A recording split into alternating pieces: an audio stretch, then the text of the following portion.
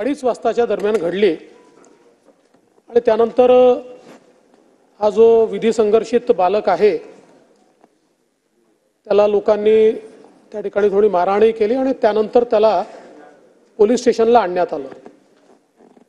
Police स्टेशनला आणण्यात आल्यानंतर त्याच्यावर गुन्हा दाखल झाला। हे खरं आहे की पहिल्यांदा पोलिसांनी जो गुन्हा दाखल केला तो 304 अ चा होता, 304 ए चा होता, परंतु त्यानंतर वरिष्ठांनी व्हिजिट दिली आणि वरिष्ठांनी व्हिजिट दिल्यानंतर त्यांनी सांगितलं की 304 ए नाही 304 चाच गुन्हा या ठिकाणी दाखल केला पाहिजे। आणि म्हणून आपण जर बघितलं तर त्याच दिवशी केस डायरीमध्ये 304 चा गुन्हा दाखल केला आणि ज्युव्हेनाइल जस्टिस बोर्डापुढे माझ्याजवळ ती ॲप्लिकेशन देखील आहे की या ॲप्लिकेशनमध्ये अतिशय स्पष्टपणे जी काही बाजू मांडण्यात आली आहे, विधी संघर्षित बालक नाम आपण वाचत नाही, जन्मदिनांक 14/9/2006, राहणार बंगला नंबर 1, ब्रह्मा सनसिटी जवळ, वडगाव शेरी, पुणे, याचा गुन्ह्यात सहभाग असल्याचे निष्पन्न झाले असून त्याने निघृणपणे सदरचे कृत्य केले आहे। त्याची जन्मतारीख 14/9/2006 अशी असून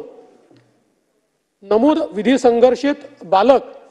याचे वय 17 वर्ष 8 महिने झाले आहे, तरी त्याच्या वयाचा विचार करता त्याला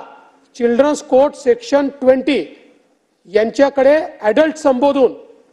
ते कोर्टाकडे वर्ग होण्याची विनंती आहे। हा पहिलाच अर्ज आहे की ज्या अर्जामध्ये स्पष्टपणे पोलिसांनी म्हटलेलं आहे की याला ॲडल्ट ट्रीट करावं, कारण आपल्याला माहिती आहे की निर्भयाच्या घटनेनंतर अशा प्रकारे जे 17 वर्षाच्या वरचे आहेत आणि थंड डोक्याने त्यांनी एखादं कृत्य केलं असं जर लक्षात आलं तर त्यांना ॲडल्ट ट्रीट करता येतं, त्या संदर्भातली तरतूद आहे। त्या तरतुदीप्रमाणे या ठिकाणी ही मागणी करण्यात आली होती। माझ्याजवळ तिथली कॉपी आहे, ते जे ज्युव्हेनाइल जस्टिस बोर्डचे मेंबर आहेत त्यांनी त्याच्यावर लिहिलं आहे सीन अँड फाईल्ड, आणि त्यांनी स्पष्टपणे ती फाईल केली आणि त्यानंतर त्याला काय काय शिक्षा त्यांनी सांगितल्या ते आपल्या सगळ्यांना माहिती आहे।